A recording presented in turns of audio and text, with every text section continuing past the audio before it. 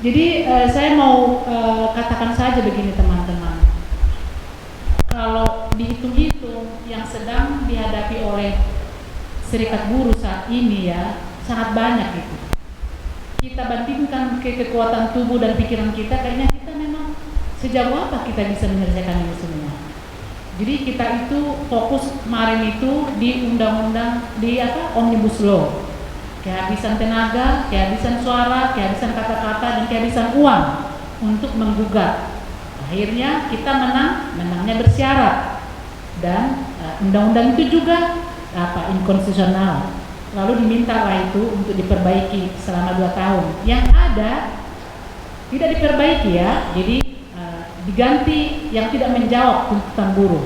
Kalau mau jujur, buruh itu tidak menuntut bahwa apa yang kita minta itu harus itu yang dilakukan semua. Karena kita juga mengetahui dan memahami bahwa masing-masing pemangku kepentingan ini juga punya kepentingan dalam undang-undang itu. Jadi kita tidak egois, tapi kita minta porsi kita.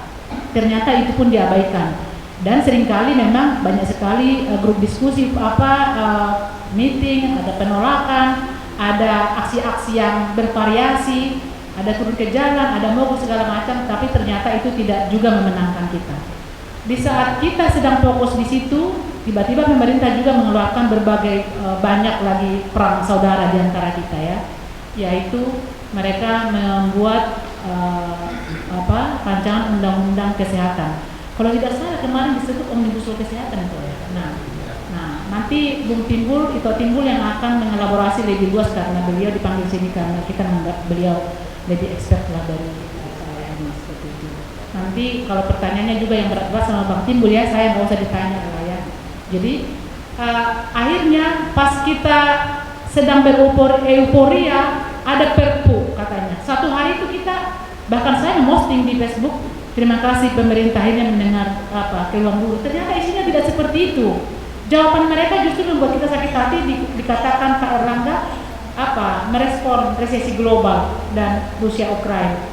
Ternyata mereka juga tidak menghiraukan apa yang dihadapi oleh buruh. Dan sekarang ini adalah undang-undang ini. Tapi kenapa KSBSI terus tidak pernah henti-hentinya untuk mendiskusikan dan konsentrasi dalam isu-isu ini, karena kami kira memang itu sangat berdampak besar terhadap serikat buruh dan anggota kita gitu. Kita berjuang mati-matian ya, kadang menang dan lebih banyak kalahnya karena yang kita lawan ini kan memang yang punya kekuatan sangat besar gitu. Lalu kami timbul pikiran kami, kenapa tidak kita undang konfederasi lain yang dalam tanda kutip memang tidak mau mendiskusikan ini gitu loh ya. Atau memang mereka masih memilih untuk membela pemerintah gitu. Ada yang masih senyum gitu karena tadi kami sudah bicara. Akhirnya kita diskusikan ini. Setidaknya saat ini memang dibutuhkan kerjasama dan kolaborasi karena jumlah itu adalah kekuatan. Jadi KSBSI bisa saja tiap hari melakukan workshop, tiap hari memproduksi sikap, tiap hari memproduksi polisi brief atau apalah namanya. Tapi kan lebih kuat ketika konfederasi lain juga bersama-sama dalam membahas ini dan juga menentukan isi-isi kenapa kita keberatan dengan rancangan undang-undang ini. Jadi Bapak dan Ibu sekalian yang saya hormati, kalau KSBSI memang kami sudah ada kami buat semacam ringkasan dan pandangan atau sikap KSBSI terhadap RUU kesehatan ini. Nanti kawan-kawan akan mendapatkan ini juga, tapi ini tidak kami paksakan harus ini yang menjadi pedoman kita, karena itulah artinya kita undang Ito Timbul dan teman-teman yang lain yang bisa nanti lebih menajamkan kenapa soal pandangan kita terhadap penolakan ini gitu. Kami itu di KSBSI menuliskan ada 10 isu krusial dalam Undang-Undang 24/2011 Undang-Undang BPJS. Saya tidak perlu elaborasi di sini, tapi nanti ada di draft yang akan diberikan Pak Haris dan tim. Lalu dari 10 isu itu kami membuat menjadi isu besar dalam Undang-Undang BPJS, yaitu pengurangan anggota dewas. Tapi katanya aku dengar ini sudah dirubah ya, nanti tolong kita perbaiki. Dan pelibatan aktif menteri mengurusi manajemen dan keuangan BPJS, kesehatan dan BPJS Ketenagakerjaan. Nah sebenarnya kalau mau kita lihat, kalau ada niat pemerintah untuk memperbaiki. Kita kan selama ini melihat di Facebook atau di media sosial yang lain banyak sekali kan keluhan. Satu contoh, ada teman kami namanya Pak Priyo Jatmiko. Saya itu sangat sedih setiap kali membuka Facebook itu, dia itu udah jam 2 sudah di atas, jam 2 dini hari ya, sudah di rumah sakit untuk mendaftar istrinya gitu. Saya bayangkan kapan lagi beliau itu sibuk dan istrinya gitu untuk berjaga-jaga di situ supaya mendapatkan giliran itu. Nah, sebenarnya akses dan kemudahan-kemudahan ini yang perlu diperbaiki pemerintah daripada mengatur-atur. Dan KSBC memang melihat, atau saya sendiri melihat bahwa ini konflik dengan kepentingan, apalagi kita melihat ini sudah mendekati pemilu ya. Dan kami juga khawatir bahwa ada perubahan-perubahan pasal-pasal ini tentang koordinasi ya. Koordinasi misalnya dulu kan langsung ke presiden, sekarang memang melalui Menteri Kesehatan, tapi nanti walaupun dilaporkan lalu hasil audit juga nanti tidak boleh itu udah 100% sudah diterima, ternyata masih harus dicek lagi bersama Menteri. Lalu nanti saya pikir akan ada penambahan staf-staf dan dirut yang lain dari kementerian ini, lalu akan ada lagi syarat dengan politik. Lalu kami menulis juga permasalahan dalam undang-undang BPJS ini tidak ada naskah akademik. Kemarin Pak Haris sudah langsung menanyakan itu, tidak ada ini, di mana ini bisa kami dapatkan gitu. Lalu DPR lupa atas prinsip-prinsip pengelolaan jaminan sosial. Teman-teman sudah lebih tahu tentang prinsipnya, itu ada kegotong royongan, nirlaba, keterbukaan. Lalu DPR lupa BPJS Badan Hukum Publik Khusus.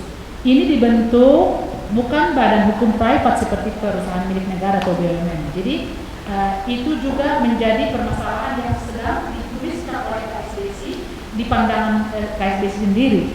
Kemudian ada BPJS harus dikelola independen. Tadi sudah saya singgung sedikit bahwa sebagai badan hukum publik, kedudukan hukum BPJS adalah sama dengan Bank Indonesia seharusnya ya, Komisi Pemberantasan Korupsi dan lembaga pemerintahan non-kementerian lainnya. Organ atau dewas dan direksi BPJS adalah sama dengan organ Bank Indonesia atau Dewan Kehormatan dan Dewan Gubernur. Lalu campur tangan menteri mengurusi BPJS adalah dependen publik politik. Nanti itu yang lebih mengelaborasi ini, tapi kami tuliskan di sini adalah RUU Kesehatan mendesain keterlibatan langsung Menteri Kesehatan, Menteri Ketenagakerjaan dan Menteri Keuangan mengurusi BPJS Kesehatan dan BPJS Ketenagakerjaan sebagaimana 10 isu tersebut di atas. BPJS ini bukan BUMN, tidak ada CSR-nya, Corporate Social Responsibility-nya. Harusnya DPR memperkuat kedudukan kewenangan DJSN atau Dewan Pengawas dan Direksi BPJS, bukan malah mencabut-cabut yang sudah ada dan membuat peraturan yang baru. Lalu sikap KSBC sangat clear di sini berdasarkan hal yang saya sebutkan di atas tadi. Kami menolak RUU Kesehatan ini. Lalu mendesak DPR mengeluarkan Undang-Undang SJSN dan Undang-Undang BPJS dari RUU Kesehatan dan menyerukan kepada seluruh masyarakat dan buruh peserta jaminan kesehatan, jaminan kecelakaan kerja, jaminan hari tua, jaminan pensiun, jaminan kematian, dan jaminan kehilangan pekerjaan menolak revisi Undang-Undang SJSN dan Undang-Undang BPJS dalam RUU Kesehatan Omnibus Law ini. Sahabat-sahabat dan Bapak Ibu yang saya hormati, hanya sebegitu dulu yang bisa saya paparkan. Saya memperpanjangkan tangan atau pikiran tim KSBC yang memang sudah kami baca berulang-ulang, dan inilah yang kami buat sejauh ini. Tapi karena kami merasa ini sangat tidak cukup, itulah alasannya kita undang beberapa pemateri dan juga masukan-masukan atau nanti intervensi dari teman-teman untuk mempertajam sikap kita tentang penolakan ini. Demikian Pak Edo, terima kasih, semoga bermanfaat. Terima kasih banyak Bu Uli.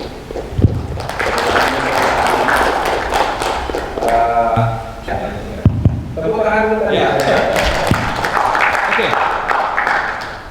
Ya, jadi terima kasih moderator itu Bu Eri, teman-teman semua. Assalamualaikum warahmatullahi wabarakatuh. Salam sejahtera, swastiastu, namo buddhaya, salam kebajikan. Salam sehat, merdeka. Jadi mantap. Ya. Jadi teman-teman sekalian, memang RUU ini sekarang lagi diproses, dibahas di DPR. Tim dari pemerintah sudah diserahkan dari Kementerian Kesehatan. Mereka sekitar seminggu 2 minggu yang lalu maka kami kirim menerima, dan kami waktu itu juga diundang ya. Dan tentunya ini yang nanti akan diisi. Jadi BIM juga sudah ada diserahkan ya. Pak Edo juga dapat, teman-teman sudah dapat itu, nanti tinggal diisi apa sih sebenarnya kemauan atau harapan kita gitu dari RUU ini. Nah jadi RUU kesehatan ini tentunya memang menjadi inisiatif DPR dan kalau kita lihat agak lucu juga memang. Jadi sekarang ada 3 undang-undang, 2 undang-undang yang sudah disahkan dengan metode Omnibus Law, dan satu lagi nih RUU kesehatan, undang-undang Cipta Kerja ya dengan segala polemiknya itu. Undang-undang yang pertama dengan Omnibus Law. Setelah lahirnya Undang-Undang 13 2022 muncul lagi RUU P2SK, sudah diteken lagi Undang-Undang Nomor 4 Tahun 2023 tentang P2SK, pengembangan dan penguatan sektor keuangan. Nah, ini juga sebenarnya harus direspon oleh serikat buruh karena di situ ada pasal 185 186 terkait dengan bagaimana JHT dengan 2 akun, bagaimana harmonisasi jaminan pensiun, dana pensiun.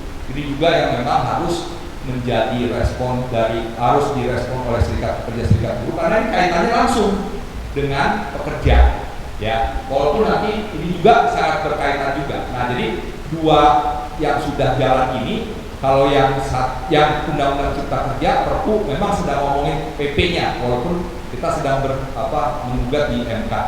Yang P2SK juga sedang lagi diproses PP-nya, peraturan pemerintahnya. Nah sekarang kita juga dihadapkan pada RUU kesehatan. Jadi benar menurut saya mulai berpikir iya ya, kita nih diajak lari maraton, diajak kerja terus ngomongin regulasi gitu.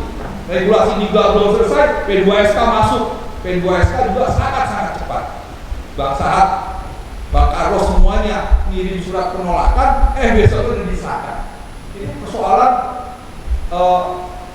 Omnibus Law itu identik dengan cepat-cepat gitu. Nah ini jangan sampai juga kita biarkan akhirnya cepat-cepat di total dan sebagainya. Nah, inisiatif DPR. Tapi kalau menurut saya ya agak aneh. Kalau kita lihat cara pandang pikir dengan BIM-nya dan semuanya itu sebenarnya bukan DPR, ini pemerintah. Tapi pemerintah menyerahkan ke DPR. Sama seperti P2SK. P2SK undang-undangnya itu kan inisiatif siapa? DPR. Tapi ketika menjelaskan tentang isi P2SK yang lancar dan sangat berkualitas menjelaskan itu Menteri Keuangan.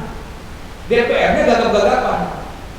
Nah, kembali ini hanya cara aja. Oh, yang penting inisiatif DPR, tapi kita kontrol dari pemerintah. Ini juga begitu.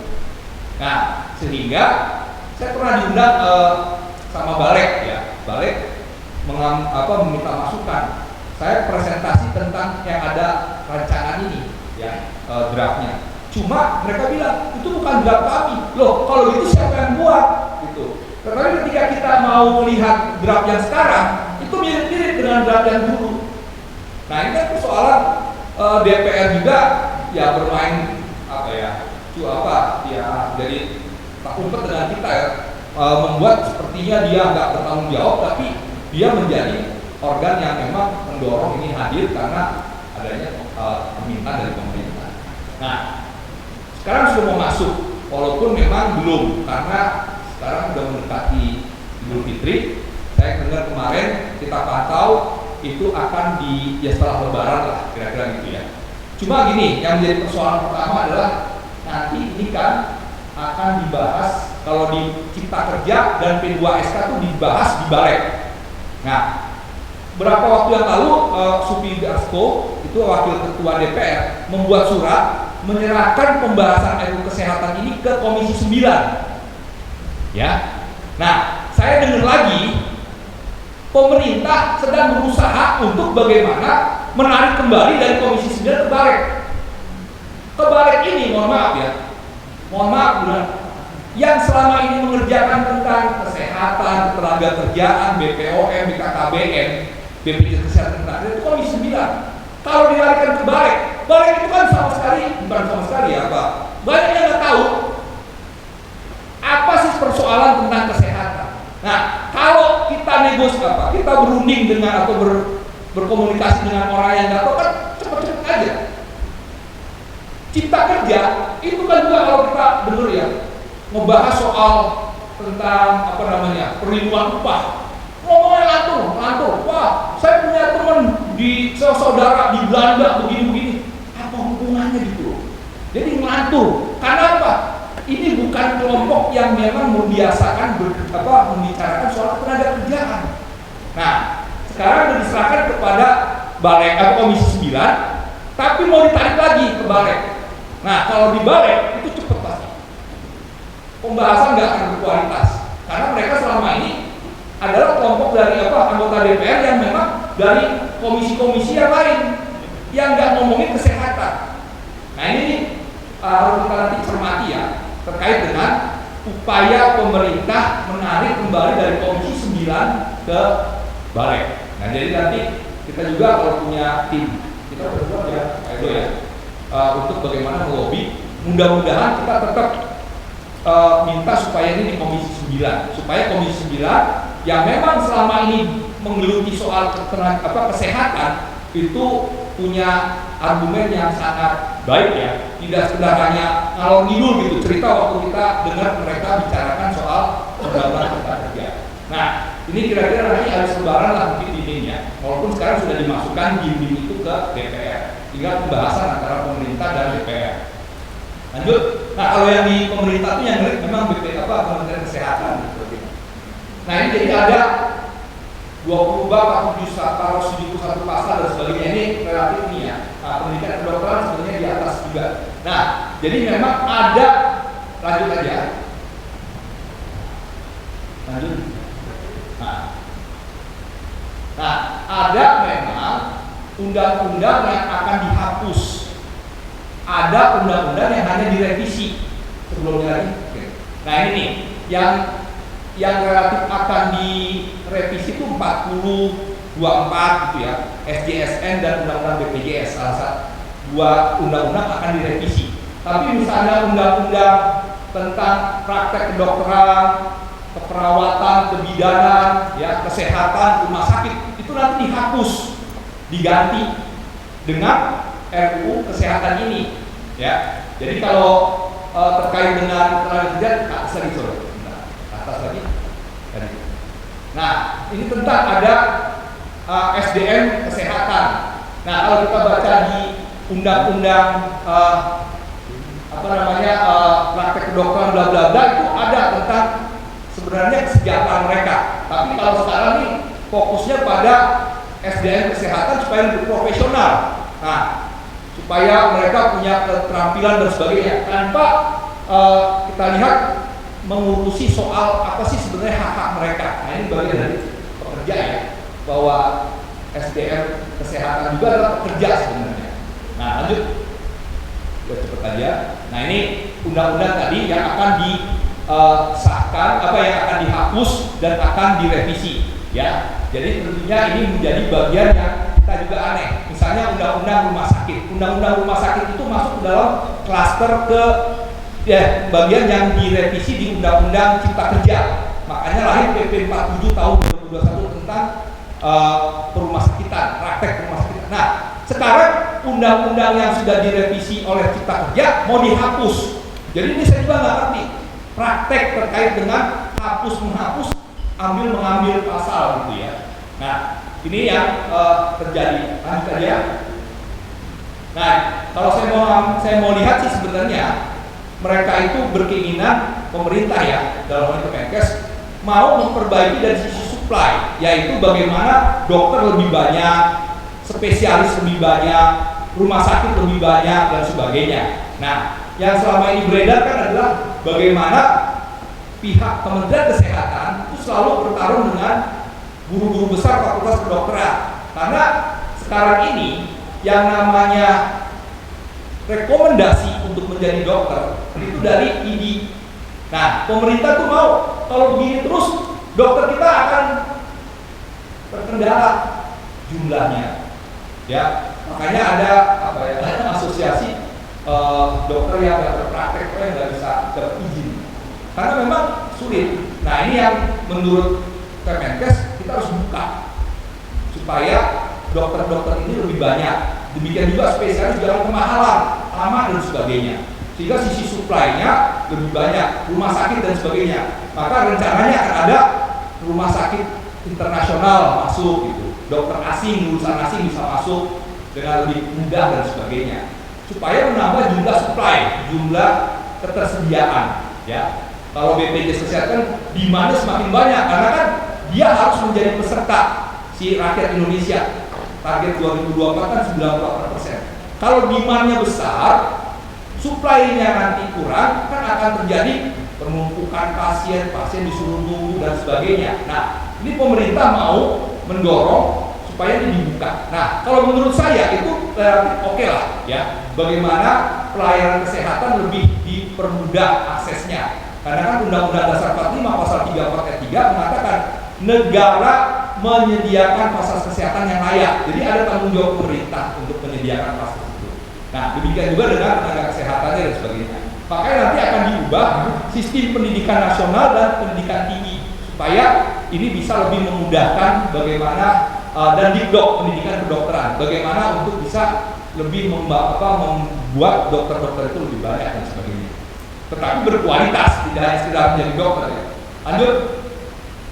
Nah, ini kita ambil konteks di SDSN. Jadi ada yang diambil itu adalah Undang-Undang SDSN dan Undang-Undang BPJS, Undang-Undang 40 2004 tentang SDSN. Jadi kalau saya perhatikan, ya ini memang banyak yang menyasar terkait dengan kesehatan, ya di Undang-Undang SDSN. Kalau di Undang-Undang SDSN yang terkait dengan BPJS Ketenagakerjaan, Undang-Undang ini tidak ikut.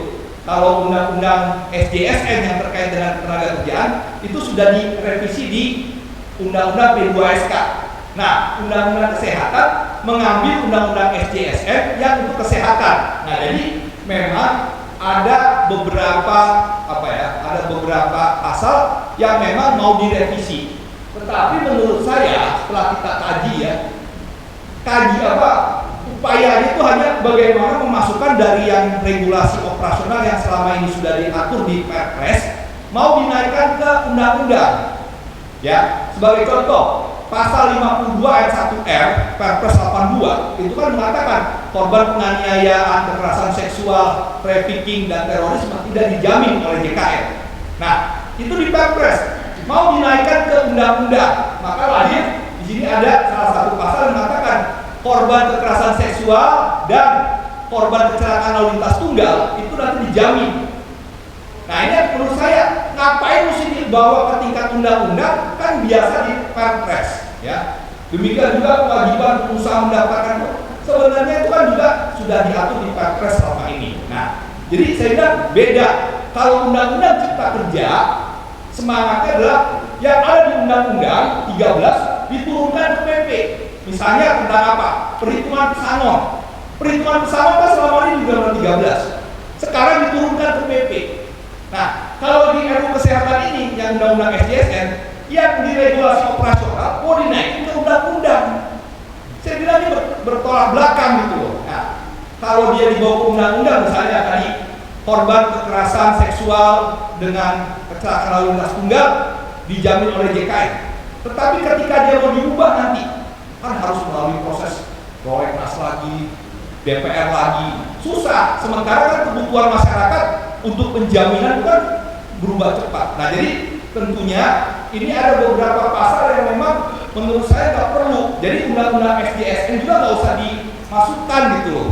Ya, bagian dari yang direvisi di Undang-Undang Kesehatan. Nah, mengenai nanti mau direvisi, ya sudah, makanya ada metode omnibus law untuk jaminan sosial. Nggak apa-apa, udah itu aja, karena nanti kan kaitannya dengan Undang-Undang 40 dan 24. Nah, ini yang menurut saya kembali persoalannya adalah metode omnibus law yang untuk mengambil Undang-Undang SDS ini terlalu mengambil membuat sesuatu yang tadinya di Perpres menjadi undang-undang seperti itu. Nah, ini yang kita tolak. Sebenarnya nggak usah lagi Undang-Undang SDSN ini diikutkan. Lanjut aja. Nah, ini terkait juga nanti beberapa usulan ya. Misalnya terkait tarif juga. Tarif itu kan sebenarnya juga sudah diatur di Undang-Undang SDSN ya. Tapi diatur lagi yang sekarang memang hanya ditetapkan oleh pemerintah saja. Kalau di Undang-Undang SDSN tarif mengenai inasi biji tarif untuk pelayanan rumah sakit itu ditentukan harusnya dari asosiasi Vaskes dengan si BPJS Kesehatan. Tetapi sekarang mau ditarik ke pemerintah sendiri. Nah ini juga nanti yang saya nilai sangat tidak demokratis, karena kan biasanya ya Vaskes dulu dengan BPJS yang berbicara dan sebagainya. Lanjut aja deh kita ke Undang-Undang 24 ya 24. Nah Undang-Undang 24 ya. Nah jadi yang memang lebih mengemuka sekarang adalah bagaimana perjuangan KAJS, Komite Aksi Jaminan Sosial dulu, yang memang yang menginginkan BPJS ini independen, bertanggung jawab ke presiden langsung. Kalau selama ini kan jam sostek, askes, taspen dan sebagainya kan bertanggung jawab pada menteri. Nah, waktu perjuangan Komite Aksi Jaminan Sosial menggolkan undang-undang BPJS, kita bersemangat untuk tanggung jawab kepada presiden, nggak ke menteri lagi. Nah, berhasil, maka lahirlah undang-undang 24. Nah, sekarang itu mau dikembalikan lagi dengan kalimat di pasal revisi pasal 7 ayat 2-nya, BPJS bertanggung jawab kepada presiden melalui menteri. Nah, kalau bagi tindakannya ahli tata negara, dia menginterpretasikan revisi pasal 7 ayat 2 Undang-Undang SJSN ini berarti pemerintah BPJS itu bertanggung jawab kepada presiden melalui menteri. Nanti yang menteri bisa menjadi kuasa terhadap BPJS, baik dalam proses tata kelolanya dan sebagainya. Nah, demikian juga di bawah-bawahnya itu ada pasal 13-nya.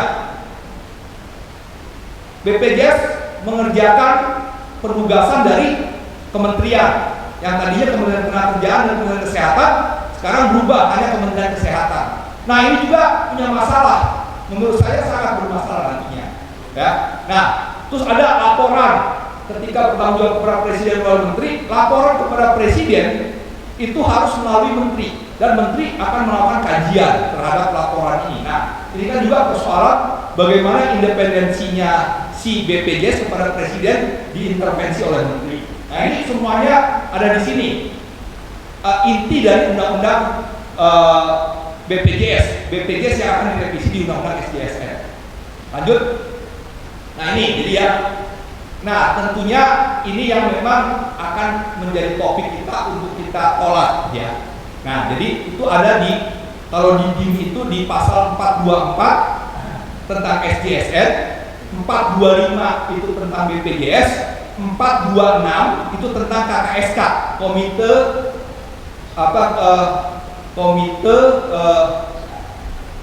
Sektor Kesehatan, Kebijakan, Komite Kebijakan Sektor Kesehatan. Jadi dia mencoba seperti KKSK keuangan, Komite Kebijakan Sektor Keuangan. Nah, lanjut aja.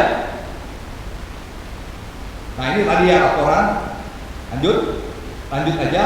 Nah, dampaknya bagi program JKM ya. Kalau kita lihat, kita punya iuran pekerja formal, masyarakat seluruhnya beriuran. Nah, iuran ini nanti bisa terintervensi dengan pemerintah, Kementerian Kesehatan, sehingga dana ini bisa dipakai. Saya mau kasih contoh yang sudah dilakukan. KIPI, kejadian ikutan pasca imunisasi, pasca vaksinasi ya. Kalau sebelumnya terkenal dengan nama KIPI.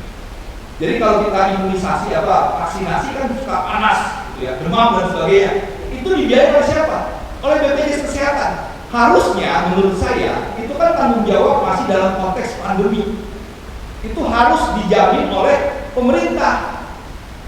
Ya. Nah, ini yang salah satu contoh adanya intervensi Menteri Kesehatan kepada uang publik. Nah, kalau uang publik ini ya, lanjut. Nah, ini 2022 Desember kemarin itu ada 144 triliun iuran yang kita kumpulin. Nah, itu bisa terintervensi. Salah satunya adalah tadi KIPI, kejadian ikutan pasca imunisasi. Jadi harusnya ini kan kerjaannya APBN yang bayarin, tapi disuruh kepada BPJS. Artinya apa? BPJS yang harusnya mengurusi soal kita nih peserta, dia ngurusin secara umum. Nah, ini yang menurut saya intervensi Kemenkes terhadap pengelolaan dana di JKN. Ya. Terus kemudian Kalau kita dengar sekarang kasus gagal ginjal akut anak-anak kita kan yang di balita dan sebagainya kan gagal ginjal tuh. Nah ini kan gara-gara BPOM yang nggak terlalu cerdas, nggak terlalu teliti sehingga mengedarkan obat yang akhirnya menyebabkan anak-anak kita ini gagal ginjal. Itu kan sebenarnya harusnya pemerintah yang nanggung, tetapi apa? Disuruh BPJS yang nanggung. Nah, bagi peserta yang belum, misalnya anak ini belum menjadi peserta, diikutkan sebagai PBI sehingga semuanya dijamin oleh JKN. Menurut saya itu tanggung jawab APBN. Jadi ada program-program yang memang atau kejadian yang harusnya ditanggung oleh pemerintah disuruh ke BPJS Kesehatan yang nanggung. Ini nggak sehat. Karena apa? Menurut ketentuan iuran yang kita kumpulkan yang 144 triliun di akhir tahun kemarin, itu semuanya harus diabdikan kepada peserta. Kalau memang ada masyarakat, ya itu tanggung jawabnya sih pemerintah APBN. Nah ini jadi dampaknya ya, artinya program-program tersebut, program-program pemerintah bisa ini kerjain BPJS yang nggak sehat. Sekarang yang lagi di publik itu yang lagi lagi polemik itu tentang MCU, medical check up. Medical check up itu Menkes minta, BPJS biayain semua. Direktur utama BPJS Kesehatan nggak mau. Itu kan sebenarnya kerjaan BPJS kementerian. Ya, nah akhirnya tidak ada titik temu tuh. Di koran disebutkan, di detikcom di online itu bilang Menkes gagal melobi BPJS. Nah, ya harusnya kerjaannya APBN, bukan kerjaannya BPJS Kesehatan. Jadi kalau secara umum kan BPJS Kesehatan itu melakukan UKP, usaha kesehatan perorangan. Kalau APBN itu UKM, usaha kesehatan masyarakat. Misalnya kayak Germas, ya, gerakan masyarakat. Ini kan APBN yang ngebiayain. Seperti Jampersal, jaminan persalinan, itu juga sekarang mau didorong kepada BPJS Kesehatan. Kalau peserta itu aktif, ya memang dijamin oleh BPJS Kesehatan. Tapi kalau nggak aktif, jangan dipaksakan kepada BPJS, tanggung pemerintah. Nah ini jadi pasal terkait dengan BPJS tanggung jawab pada presiden melalui menteri, itu dampaknya adalah bagaimana nanti bisa membuat dana publik, dana amanat menurut prinsip ke-9, 9 prinsip itu digunakan oleh pemerintah, gitu loh. Yang harusnya APBN yang membiayai. Saya kepikiran gini, ini sekarang pemerintah defisitnya kan mengembalikan defisit ke 3%. Bagaimana anggaran-anggaran yang sudah ada ini bisa dialihkan kepada pihak lain. Nah, ini yang menurut saya juga tidak tepat ya. Dan selain itu unsur korupsinya juga akan muncul. Jadi kita sedang menggandeng ICW, bahwa ICW juga punya kepentingan bagaimana dana publik yang dikumpulkan di BPJS Kesehatan yang tahun lalu ada 144 triliun, yang sebelumnya 143 triliun, dan sebelumnya 139 triliun, itu nggak menjadi cawe-cawenya pemerintah, gitu loh. Nggak bisa dimainkan, bahwa ini harus dikelola BPJS Kesehatan untuk peserta, nggak boleh untuk yang lain, ya. Nah, jadi ini tentunya bagian yang memang punya masalah ke depannya. Jadi kenapa kita menolak bertanggung jawab pada presiden melalui menteri? Ya karena nanti bisa kalau ini dicawe-cawe mereka, akhirnya terjadi kekurangan dana, akhirnya apa? Manfaatnya dikurangin lagi. Nah kalau manfaat dikurangin lagi, kita lah yang menjadi korbannya lagi dan sebagainya. Ya. Nah ini dari kesehatan. Lanjut. Nah kalau di BPJS Ketenagakerjaan, iya juga. Kalau kita lihat dananya coba. Lanjut. Nah, di September 2022 itu ada dana 607 triliun. Itu 2022. Yang sekarang itu sudah di akhir tahun 630. Mungkin sekarang udah 640 triliun, 650 triliun. Kalau ini dana dikotak-katik sama kementerian lewat, kita pernah mendengar Pak Junaidi, Direktur Utama Jamsostek, diputus pidana karena apa? investasinya tidak jelas. Nah, kalau ini nanti dibawa menteri lagi 600-an triliun dengan investasi, tadi kita coba. Ya, nih main saham 10,8%. Nanti main dari Gatot Subroto, Kuningan tuh kantor pusat BPJS Kerjaan. Kuningan taruh di saham ini dengan caranya gitu ya. Saham itu buntung. Terus yang kena siapa? Direksi. Nah, ini kan juga akan mengancam bagaimana direksi juga potensi ditangkap gitu loh. Demikian juga BPJS Kesehatan. Kalau dia tidak bisa mempertanggungjawabkan dana publik yang dikumpulkan iuran-iuran ini, dia akan kena pidana bisa. Kalau di ini lebih gede nih, karena dia bermain di investasi, ya. Kalau yang lebih ini kan di reksadana, saham, ya, properti, penyertaan. Kalau di obligasi pemerintah itu dia beli ke surat berharga negara. Jadi dia beli untuk utang menutupi APBN, ya. Nah, uang-uang seperti ini kan juga potensi untuk dimainkan. Kalau BPJS bertanggung jawab presiden melalui menteri, gitu loh. Kan kita nggak bisa bilang menterinya itu orang baik-baik semua. Kalau sekarang mungkin, tapi besok gimana? Kita juga nggak tahu sekarang, ya. Artinya kalau kita lihat partai-partai ini kan, apalagi menjelang 2024 butuh logistik. Bisa aja, bisa. Kalau nanti uang buruh ini dicawe-cawe oleh mereka, selesai. Nah, artinya kita akan kena masalah. Dampaknya apa? Imbal hasil JHT kita akan berkurang, manfaat dan sebagainya. Bisa, karena uangnya itu adalah uang kita yang dipakai untuk hal-hal yang tidak berhubungan dengan kita. Nah, ini contoh aja bahwa dana-dana ini pun punya celah untuk bisa dimainkan, ya. Namanya ya politisasi dan sebagainya. Saya mau katakan, untung direktur utama kita BPJS Kerjaan tahun lalu, periode lalu, Pak Agus dan jajaran direksinya kuat menolak keinginan Beni Cokro yang berhasil membobol Jiwasraya, yang berhasil membobol Asabri. Dia mau membobol BPJS Kerjaan, nggak berhasil. Akhirnya selesai, selamat untuk para direksi. Coba kalau main dengan intervensi menteri, ini investor baik, bla bla bla bla, lewat dikasih, gagal, lewat juga pidana. Nah, ini jadi pertanggungjawabannya harus independen gitu, nggak boleh melalui menteri dan sebagainya. Oke, lanjut aja. Nah, ini contoh imbal hasil yang sangat baik. Tentunya ini juga akan kita harus pertahankan atau tingkatkan, jangan terlalu lebih rendah. Lanjut aja.